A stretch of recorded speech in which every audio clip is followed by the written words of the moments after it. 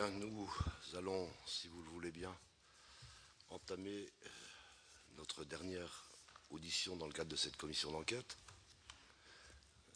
Last but not least, nous avons le plaisir de recevoir le président de l'Agence mondiale antidopage, M. John Fahey, que je prie de bien vouloir excuser de ne pas utiliser la langue anglaise. Je ne parle pas du tout anglais, donc je ne vais pas me risquer à essayer de faire semblant. Mais je crois qu'un dispositif de translation de trop modeste, me dit mon voisin, qui parle lui un anglais parfait, qui pourra donc m'informer en cours de réunion des quelques choses que je n'aurais pas comprises. Nous allons donc, Monsieur le Président, vous écouter attentivement. Nous avons du temps. Nous avons le temps d'évoquer ce que vous souhaitez nous dire dans le cadre de la lutte antidopage. Et puisqu'il s'agit d'une commission d'enquête parlementaire, en l'occurrence sénatoriale, je me dois de vous demander, Monsieur le Président, de bien vouloir prêter serment, de nous dire la vérité, toute la vérité, de lever la main droite et de dire « je le jure ».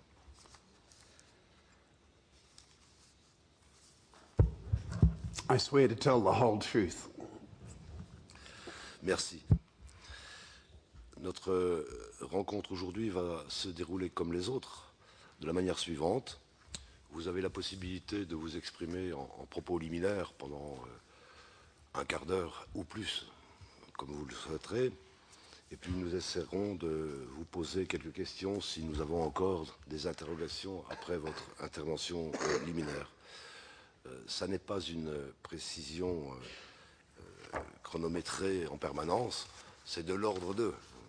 N'hésitez pas, si vous nous laissez un peu de temps en fin de rencontre pour poser quelques questions, à parler comme bon vous semble, bien sûr, parce que le sujet est important et la qualité qui est la vôtre vous autorise à parler un peu plus longtemps si vous le souhaitez.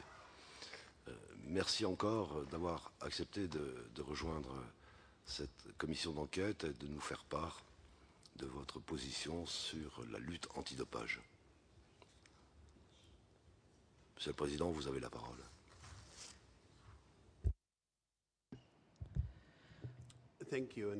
Je vous remercie, Monsieur le Président. Je voudrais m'excuser également car je ne sais pas parler le français. Lorsque j'étais au lycée, j'ai pris une mauvaise décision. J'ai décidé de ne plus apprendre le français et j'ai commencé à apprendre l'ancien grec. Alors, le grec ne m'a pas beaucoup servi. Je pense que ça aurait été beaucoup mieux d'apprendre le français. Donc, je vous prie de m'excuser. Encore une fois, Monsieur le Président, Monsieur le rapporteur, Mesdames et Messieurs, je vous remercie très sincèrement pour votre accueil et c'est un grand plaisir d'être ici aujourd'hui. Je voudrais vous remercier pour votre invitation. Ce que je souhaiterais faire lors de ces quelques propos liminaires, c'est de vous informer des progrès clés que nous avons accomplis dans le combat contre le dopage dans le sport depuis 13 ans. Et je voudrais vous expliquer les défis d'aujourd'hui et de demain. Tout d'abord, je voudrais remercier la France pour son engagement et pour son soutien depuis les quelques années de l'existence de l'AMA. Vous avez fourni votre ministre lors de notre création, qui est devenu membre de notre conseil. Vous avez ratifié le traité de l'UNESCO dès les premiers jours. Vous avez toujours appuyé l'AMA sur le plan financier, car vous avez payé vos cotisations en temps et en heure, et vous avez travaillé en étroite collaboration avec nous dans le développement du passeport biologique de l'athlète. Ce passeport fut introduit en 2007, après les préoccupations qui étaient exprimées concernant le dopage sur le Tour de France. L'AMA avait proposé d'organiser une réunion sommet sur le cyclisme avec l'UCI, votre gouvernement, l'ASO, la FLD et d'autres, mais à l'époque, l'UCI avait refusé de participer à ce symposium, à ce colloque. Votre ministre de la Santé de l'époque avait proposé d'organiser la réunion qui a eu lieu ici, à Paris, et pour aider le sport du cyclisme, l'AMA avait dit qu'il permettrait à l'UCI de piloter notre passeport pour essayer de faire en sorte que le Tour de France ne soit plus connu comme le Tour du dopage. De plus, la France, à travers la gendarmerie du pays et à travers le ministère du Sport, avait envoyé un responsable Interpol pour coordonner le combat contre le dopage pendant quelques années. Et je peux vous dire que ce partenariat a été très fructueux, de très grande qualité. Les enquêtes prennent une place de plus en plus importante dans le combat contre le dopage et le fait d'avoir un spécialiste qui est présent à Interpol a été formidable, très très utile pour l'AMA dans la coordination d'enquêtes internationales et dans le recueil d'informations. En 2005, un rapport a été publié par un journaliste du journal L'Équipe concernant des prélèvements pris sur Lance Armstrong qui auraient démontré la présence d'EPO dans son sang. Alors, l'AMA avait dit qu'à l'époque, il voudrait lancer une enquête pour examiner ces allégations. Tout ceci a été repoussé par l'UCI qui a lancé sa propre enquête qui était entachée d'irrégularités et d'inexactitudes.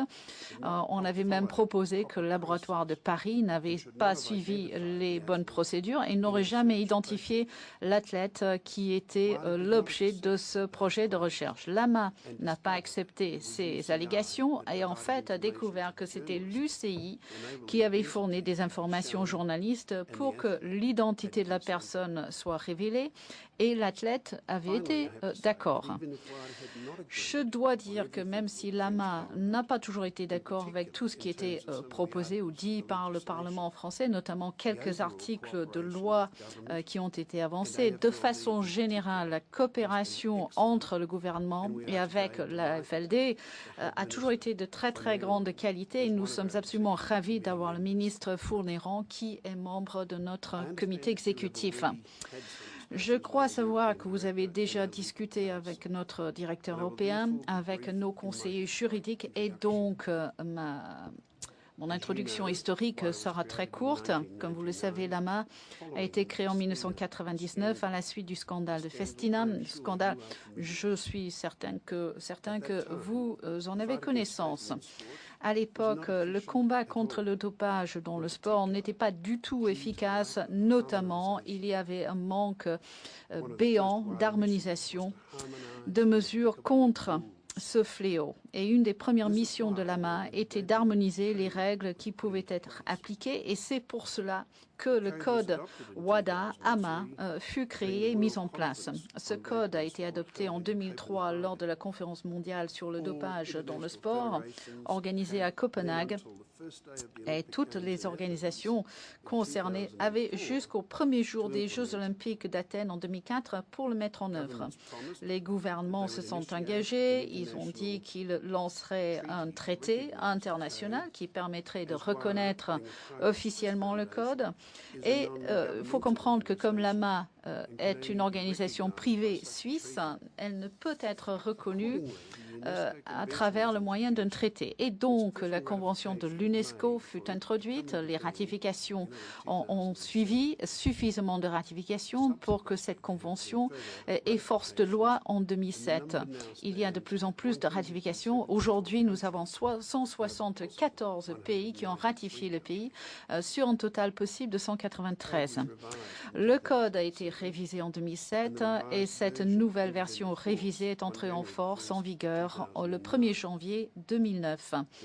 Cette nouvelle version révisée est actuellement à l'étude pour être modifiée, modernisée et cette nouvelle version du code sera adoptée à la conférence mondiale prévue à Johannesburg en novembre et va entrer en vigueur le 1er janvier 2015. Grâce au code, nous avons pu harmoniser un certain nombre d'éléments clés tels que la liste de substances interdites, les sanctions, les processus d'appel à la cour d'arbitrage et la reconnaissance mutuelle des décisions. C'est un code qui a fait ses preuves sur le plan juridique et a permis la création d'un système tout à fait cohérent. Nous avons en plus la création de règles applicables égales pour tout le monde.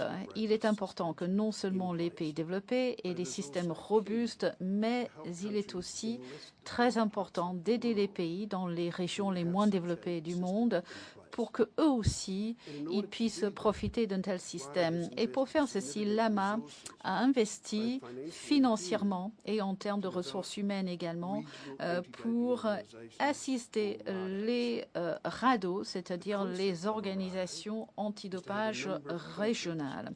Le concept de ces RADO, c'est d'avoir un certain nombre de pays qui ont très peu de ressources, qui peuvent en fait mettre ces ressources en commun sur le plan régional. Dans ces organisations régionales, vous avez les gouvernements, vous avez les organisations nationales également qui partagent leurs ressources pour organiser des contrôles et des programmes antidopage au sein de cette région. Aujourd'hui, nous avons 15 RADO, organisations régionales, donc, qui mènent des activités antidopage dans 123 pays, là où sinon, je pense qu'il se passerait très peu de choses en termes de contrôle antidopage pour protéger donc les sportifs qui ne se dopent pas. L'AMA investit ses propres ressources dans ces programmes pour garantir qu'au moins un membre du personnel permanent soit disponible pour organiser ces travaux.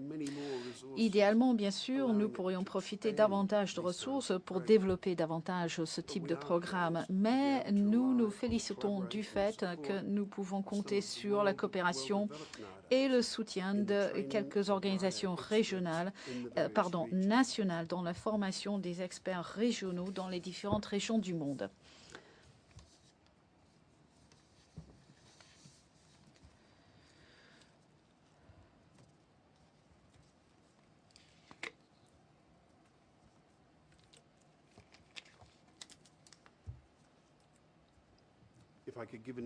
Si je pourrais vous donner un exemple de ce type de soutien, la FLD doit être félicitée pour tout son soutien apporté à la formation d'experts régionaux en Afrique francophone.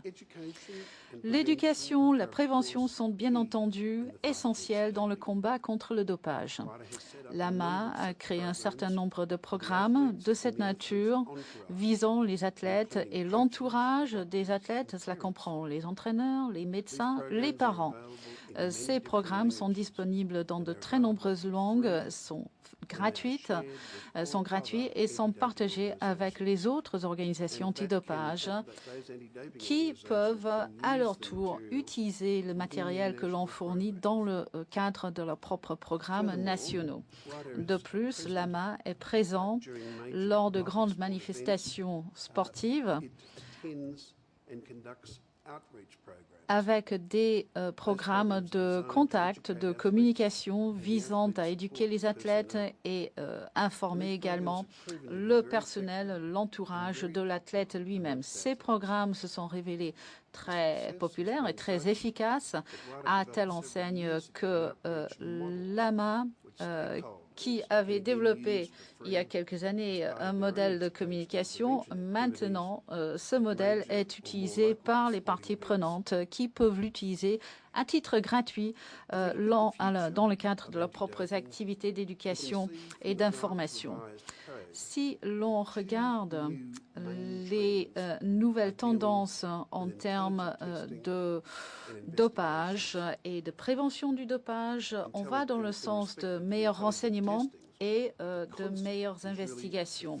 Alors, tout d'abord, le dopage intelligent, tout d'abord, il faudrait que ces tests de dopage soient plus efficaces. Comment y arriver? Grâce à une combinaison de facteurs. Tout d'abord, chaque sport devra mener à bien une analyse du risque de dopage au sein de son propre sport, au sein de ses propres disciplines, et cette analyse de risque devra être débattue avec et approuvée par l'AMA. En se basant sur ces travaux, par la suite, un plan de distribution des contrôles sera dressé qui va se concentrer sur les athlètes qui sont le plus vulnérables en gardant des contrôles aléatoires pour les autres athlètes. En ce qui concerne les sports qui ont déjà mis en œuvre le passeport biologique, d'autres informations seront obtenues grâce à cet outil pour mieux cibler les athlètes hors compétition. Et pour faire l'économie de nos ressources, la substance qui doit être analysée sera débattue également avec l'AMA pour garantir qu'on se concentre sur les substances qui sont les plus pertinentes pour tel ou tel sport ou discipline, alors que les prélèvements, les substances qui seront...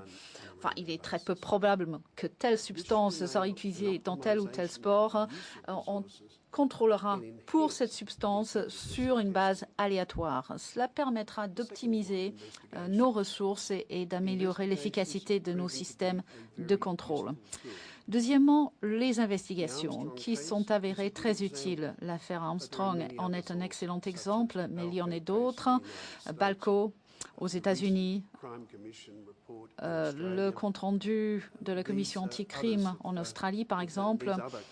Et ce sont des affaires qui ont démontré que les preuves non analytiques sont en fait une stratégie très puissante contre ceux qui trichent. Ceci dit, la juridiction des autorités sportives pour mener à bien des enquêtes, cette juridiction est très limitée et de vraies enquêtes ne pourront être menées que si il existe des lois qui ont été votées par les gouvernements. Dans notre projet de nouveau code, un certain nombre de provisions ont été modifiées, ont été ajoutées pour insister sur l'importance des enquêtes dans le combat contre le dopage et pour mieux encourager les athlètes à coopérer. J'insisterai particulièrement sur le fait que la réduction d'une sanction peut maintenant être à 100% avec l'accord de l'AMA. Dans le cas où l'athlète coopère beaucoup avec les autorités d'enquête. Et donc l'AMA pourrait dire que la sanction est totalement supprimée.